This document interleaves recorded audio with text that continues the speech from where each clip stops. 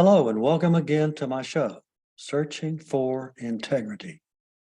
My name really is John Smith, and I'm searching for people with integrity. Why?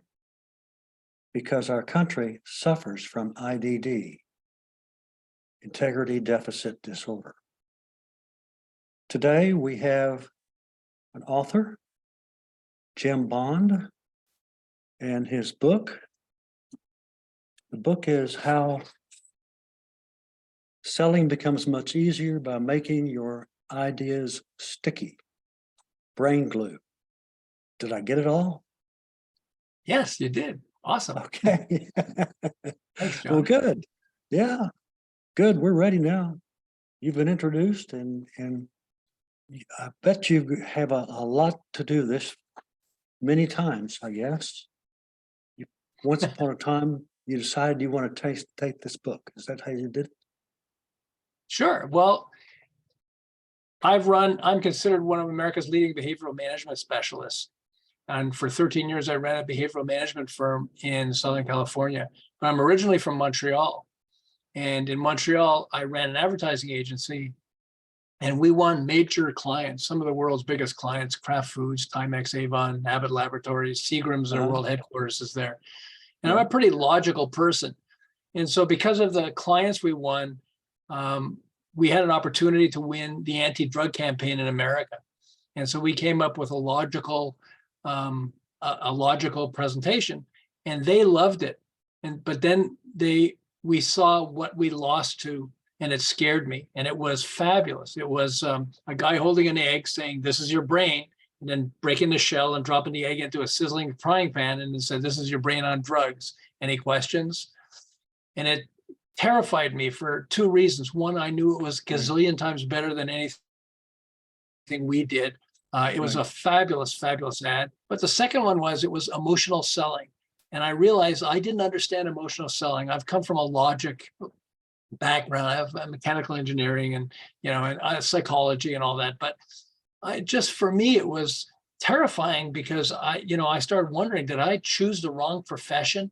I'm in advertising and marketing, and just even being a human being, do I not understand emotional selling? And one of the things I learned is that there are, the major decisions that we make are triggered by the emotion side of the brain. I mean, that's why we say, know, like, trust. Okay, as part of if we buy from somebody, do we know them, like them, and trust them? Well, that triggers emotion. But if you're just counting on that, then you actually have a disadvantage. And I realized that, this is your brain on drugs. Any questions was profound. And I had sleepless nights over it. And then I recognized that school didn't teach us emotional selling. It teaches us logic. I was great at math. That was perfect. But this is not about logic. I checked libraries, and there was like no, superficial information on emotional selling, but no real tools on how to do emotional selling. And so I got this idea. I said, well, why don't I see if I can teach myself? I took a box and I call it my passion box. And on a 3x5 card, I wrote "Your Brain on Drugs," so I'd remember that. And I put it in the box. And I said, every time I come across something that's really profound emotional selling, and it could be, a president saying a phrase that really triggers everybody, and they go like, wow, this is really powerful.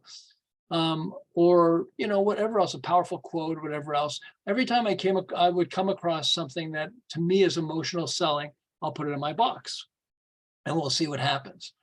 And maybe I'll get enough of these that I'll be able to figure out how emotional selling works. By the way, I've been doing this for 35 years. I'm old, so what can I say? But only 35. Only, that's right, only 35 years. But about 10 years into it, after I moved to California, John Gray was telling me that he wrote this book called Men, Women, and Relationships. And he was really frustrated because it was absolutely a phenomenal book. And so he was telling me how he sold about 20,000 copies of it, which is okay, but it's not really a lot, if you're spending a year putting a book together or whatever.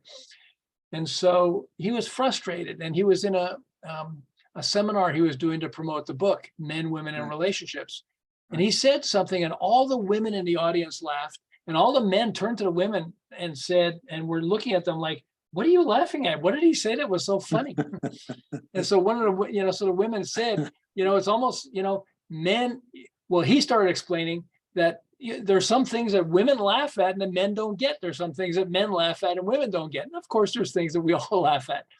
And so one of the women said, it's almost like men are from a different planet. What planet do you think men are from? And so he started laughing and he said, I guess men are from Mars. And the whole audience laughed. So then he thought, when he got home, he thought, well, if men are from Mars, where are women from? I guess women are from Venus. Venus is the god of love. And then he got this crazy idea. What if I changed the title of my book from Men, Women, and Relationships to Men Are From Mars, Women Are From Venus? Okay. And he would change some of the, he'd keep the basic book, but he'd, refer to it throughout the book, but still keep the same basic book. Well, what do you think happened? Suddenly, almost overnight, he sold 500,000 books, then 1 million, then 2 million. He couldn't believe it. 10 million. He sold 50 million copies of the book. He went from 20,000 copies to 50 million copies, all because he changed the name. He was telling me it was just amazing that just because he changed the name, it just attracted so many people that suddenly he couldn't even believe how many books he was selling. By the way, if he made over $1 a book, that's not bad. It's better than winning a lottery, 50 million books. When I got home, I had his book, Men Are From Mars, Women Are From Venus. I was going to put it in my passion box. And I said, wait a second, this is too profound. This is too powerful. I'm going to go through the passion box and see if there are things that relate to this. So I put it on my bed, my bedspread. So I had a nice big space. I put the book on my bed and I started dumping all the other things. And I had a lot of things after 10 years, we go to a dentist office and my wife would go, I'd say, oh, wow, this is a fantastic ad. My wife would say, do not tear it out of the magazine. I said, no, I have to put it in my passion box. So she'd sit as far away as possible from me and go like, I do not know that guy. Okay. But so I had a lot of things inside. But and so Men Are From Mars, Women Are From Venus is basically an analogy or metaphor. I mean, we're not really from a different planet. At least I don't think we are. Right. Okay. But although I think a lot of women think we're from a different planet, but that's a whole other story. That comes later. So, yeah, exactly. But so as I started putting it down, I started realizing, well, metaphor and analogy, there are other things that are metaphor and analogy too. I was grouping them. I realized ultimately there are 14 groups, okay? And one of them is metaphor and analogy. So I realized the television show Shark Tank, that's not about a tank full of sharks, Right. I mean, it might feel like it to people who are on the show, but it's, it's not. If they called it the Investors Club or the Investors Group, do you think it would be as successful as Shark Tank? No, I don't think so. I mean, there's something about the name Shark Tank because it's a metaphor that makes it more attractive. Right. I saw this thing on the History Channel and it was talking about Rocky Road ice cream. And it was like Rocky Road ice cream, Dreyer's ice cream started it. They actually were struggling. But when they came up with the idea of Rocky Road ice cream, it took off like crazy. Absolutely turned into a blockbuster of a success. And so it isn't like when you open it up, it's got rocks inside it. No, it's chocolate ice cream with nuts and marshmallows. But they thought, it would be good to call it Rocky Road ice cream. There are 3 reasons. The first one is because it's a good analogy or metaphor. Rocky Road, and that's part of why it took off. The other thing is Rocky Road, it's something called alliteration, which is a repetition of sounds, Rocky Road. Right. And I'm wondering, and I started researching and saying, well, what other successful products use alliteration? And then I realized, wow, Coca-Cola, Best Buy, PayPal, TikTok. You think it's a coincidence that TikTok uses alliteration? No. I mean, if they called it the Chinese social media platform, you think they would have as many people as TikTok? No. So the name was really powerful, and alliteration is one thing that's really powerful. The other thing is humor. Rocky Road ice cream was invented during the Great Depression. And the Great Depression was called a rocky road. People said we're on a rocky road. And so they thought their concept was, so if we're on a rocky road, we might as well have Rocky Road ice cream. And there was kind of humor to that. So when you put those 3 together, suddenly people started buying the product, buying Rocky Road ice cream, and it took off like gangbusters. And so I realized, wow, this is really profound stuff. But what are some of the other things that are, that use what I call brain glue. Brain glue is that sticks to the brain like glue. And I recognize that the O.J. Simpson's trial. Okay, O.J. Simpson was up for a murder trial. He was in a murder trial for his wife and his wife's boyfriend or whatever he was. Okay, Right. and there was lots of evidence against him, a ton of evidence against him. But there was this glove, and the glove. O.J. Simpson pretended the glove didn't fit. While his attorney, Johnny Cochran, said, if the glove don't fit, you must acquit. Okay. And I remember after the trial, there was a journalist interviewing two of the jurors, and one of them was answering a question while the other one was nodding her head yes. And the journalist said, with so much evidence against O.J., how come you let him off? And she said, well, we knew if the glove don't fit, you must acquit. The glove didn't fit, so we had to acquit. And like, wow, rhyme works. I mean, rhyme is like such a powerful tool. And I remember, I'm old enough to remember, I guess, I don't know if the kids have it today, but Jack and Jill went up the hill to fetch a pail of water. Yeah. You probably know that. I mean, we grew up with that. And yet the last time I heard it was over 60 years ago. And yet if I'm on my deathbed and somebody said, Jack and Jill went, I'd finish the phrase, up the hill to fetch a pail of water. Because rhyme sticks to the brain like glue. It's amazing. That's why so many songs are successful. In fact, there's a song from the Eagles. I was standing on the corner in Winslow, Arizona. Such a fine sight to see. It's a girl, my lord, in a flatbed Ford slowing down to take a look at me. Okay. It's an Eagles song. Well, this is something that's really funny. They were never trying to turn Winslow, Arizona into a tourist attraction, but it's turned into that. I have somebody who's in Arizona, I guess you are, but there's somebody in Arizona who was telling me, yeah, have you ever seen a Winslow? It's a hole in the wall. It's nothing. But what they did was they put up a statue of this lamppost and a guy leaning on the lamppost with words on the top that says standing on the corner. And this lady was telling me they also put a flatbed Ford in front of it. So people who are tourists can take pictures of it.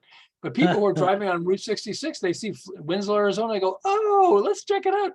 Because of that song. It wasn't even meant to promote Winslow, Arizona, but it did. That's how powerful, rhyme is. And so rhyme is one of them. Then there's something called chiasmus. And chiasmus is like rhyme is A, B, A, B, and chiasmus is A, B, B, A. It's a flip, and I'll tell you how it works. So winners never quit, and quitters never win, okay? Right. When the going gets tough, the tough get going, right? Of course, yes. There's that song. My wife hates that song. If you can't be with the one you love the one you're with. Okay. There you go. She absolutely hates that song because of what it says. But it's like chiasmus is really powerful. And so Malcolm X, the civil rights activist Malcolm X, part of why he became so famous was because he used chiasmus. He said, we didn't land on Plymouth Rock, the rock landed on us. Okay, and if you think about it, well, it's more powerful than if he said, well, you have no idea how hard it is being Black in America and everything else. Instead, he was saying, we didn't land on Plymouth Rock, the rock landed on us. And that resonated with like millions of people. He also said, when you stand for nothing, you'll fall for anything. That's really powerful. Those are powerful phrases. I grew up with President John F. Kennedy while he was alive, before he got assassinated. And he said, ask not what your country can do for you, ask what you can do for your country. That's chiasmus, it's a flip. He also said, mankind must put an end to war or war will put an end to mankind.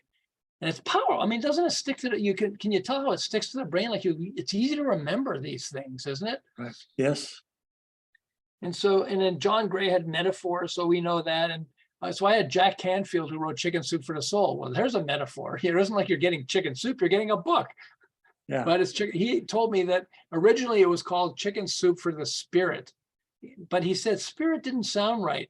And so S-O-U-P, S-O-U-L, soup and soul sound better. And that goes back to that alliteration, the repetition of sounds. And he said as soon as, he wanted to come up, it was stories. Basically, it's stories that, motivating stories, Chicken Soup for the Soul. And look, he sold 100 million Chicken Soup for the Soul books. And then 400 million of the other Chicken Soup for the Soul, Chicken Soup for the Teenage Soul, Chicken Soup for the Cancer Survivor Soul, etc. 500 million books. $1 a book or more. That's a lot. But he was telling me that as he's reading my book, he got mad at me. And I said, I'm sorry, because I gave him my book and asked if he would have a chance to look at it. And he said, well, I have so many books that I look at, and I started reading your book and I couldn't put the damn thing down. I said, I'm sorry. I'm sorry, but can I use that as a quote? But he said, no, this is like really powerful. In fact, he's written like 65 other books. And he said, I wish I had read your book earlier, because it's teaching me these things that I used before. I didn't even realize why Chicken Soup for the Soul, because the name was there, was helped it become massively successful. But now I understand. And so that was really nice. He said he's forcing all those people in his company to use the book. I'm like, thank you, Yeah. But it was really powerful. But it just, Jack, when we start to go ahead. I was going to say that Jack Canfield, he's the gold standard on the cover of a book. Yeah, he's the one that yeah. A lot of people go after him. Yeah. Yeah, because he's just so famous. He was in the movie The Secret that helped him become famous as well. But Chicken Soup for the Soul, it was profound. It's profound for a lot of reasons. One is, he said, we want to give people motivating reasons why they should, why they should be motivated. And storytelling is the best way to do that. And so with Chicken Soup for the Soul, that's these 101 really profound stories that really move people's minds and hearts. And again, he recognizes it can't just move the mind, it's got to move the heart. You've got to use the right brain, the emotion side of the brain too. Comedians use it all the time. Mae West, who was early in the entertainment industry, became famous. She said things like, women like a man with a past, but they prefer a man with a present. Present. She wants a present. She was just really funny. She said, good girls go to heaven, bad girls go everywhere. It was very, very unusual, but she was fun. And there were, George Carlin had one. George Carlin loved this, the comedian George Carlin. He said, he had one. He said, don't sweat the petty things or pet the sweaty things. Which is, I have women I say that to, and they go like, that's terrible. But anyway, that's fine. I had a mom, so comedians use it also. I had a mom who said, so you're really good with brain glue, so can you help me with my kids? I'm like, okay, what is she gonna throw at me? But she said, so I have twins and I have a 14-year-old, and with my twins, I read a story to try to get them to bed, and they just want another story and another story, and it's exhausting for me. So we came up with it. We said, let's come up with a poem, a rhyme, okay? When the story's read, it's time for bed, okay? And so she said, okay. And she sat down with her twins, and she said, the twins said, can you read us a story, Mommy? He said, yeah, but when the story's read, we go to bed. Okay, so repeat after me. When the story's read, what? We go to bed, Mommy. And so she said, it was great. I read the story. And then they said, oh, Mom, when the story's read, okay, Mommy, we. Right. And so she said, so good. So now can you help me with my 14-year-old? So I'm like terrified, like, I hope this works. She said, my 14-year-old said, Mommy, why do we have to follow so many rules in life? Okay. So she said, how do I answer my son? So I said, okay, so let's start with rhyme. What rhymes with rules? Fools. Okay, so only fools don't follow rules. That's a start. But let's do something else. Let's do an analogy or a metaphor also.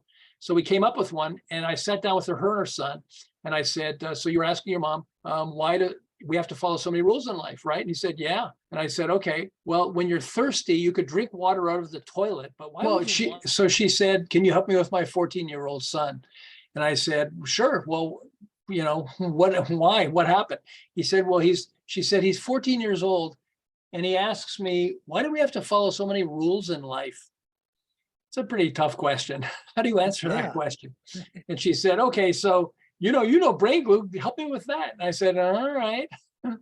And so first I thought, okay, rules. That's what he's talking about, rules. So what's a word that rhymes with rules? I guess fools. Only fools don't follow rules. So that seems to make sense. But let's try to make it a little stronger, and let's use an analogy or a metaphor also.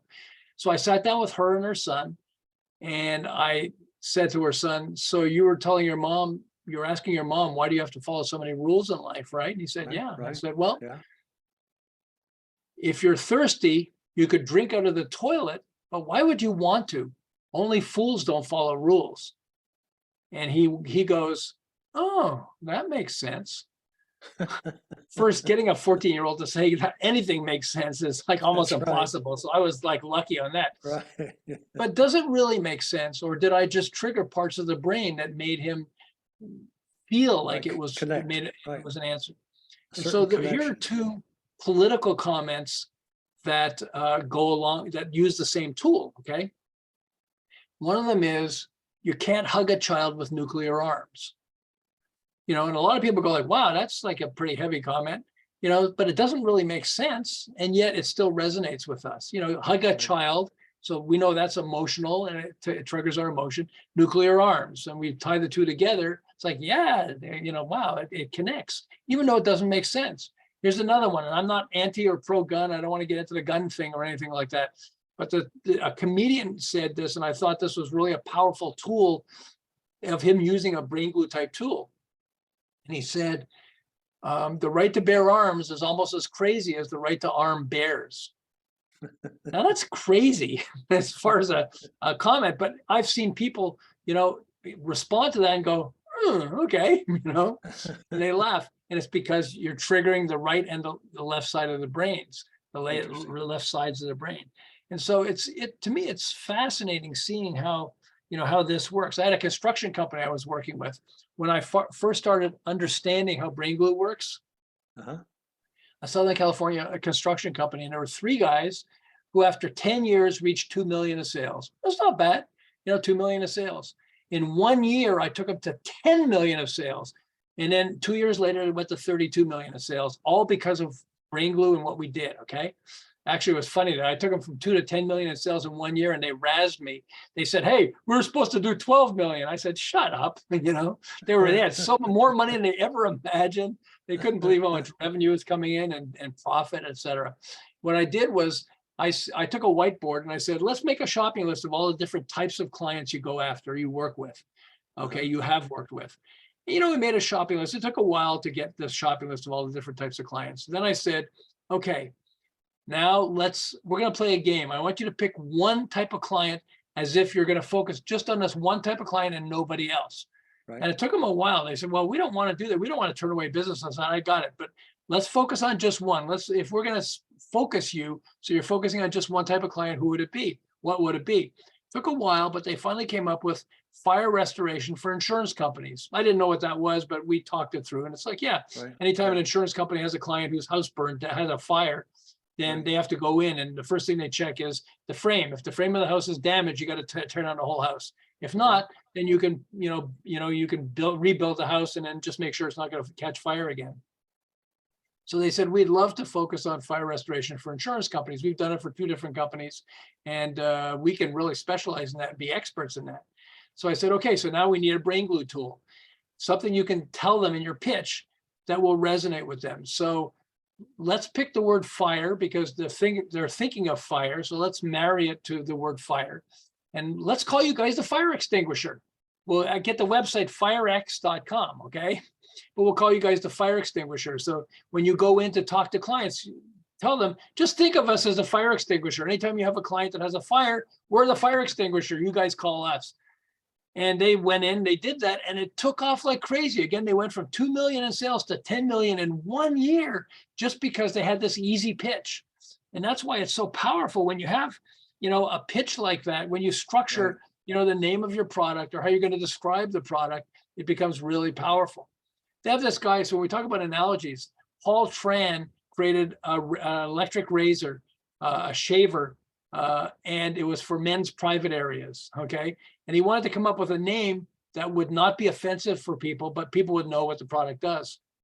So he was thinking about it and thinking about it, and he came up with this crazy idea, and he said, why don't I call it the lawnmower? It's just like a lawnmower. I mean, what a name for a shaver. But it took off like crazy, like gangbusters, and he's become massively wealthy because of his product called the lawnmower. And people laugh when they hear it, and then they go, oh, and they tell their friends about it while they're buying it. And so it's become massively successful. And so that's why, you know, when we understand how powerful brain glue is, how powerful these elements are, that when you Right. can apply it to your product or service, or the description of how you're describing your product or service, it actually could take off like crazy, like gangbusters. Right. In fact, there's this woman, this mom, okay, she's a stay-at-home mom, and she had like 2 kids, I think, 2 kids or 3 kids. And she created a Facebook page, and she wanted a Facebook page that would connect with other moms. And so she was thinking, like, what would I call this thing? And she said, well, mommy needs time to herself. You know, mommy needs, you know, some rest. I got it. Mommy needs vodka. You know, she came up with this crazy idea. She has 5 million followers.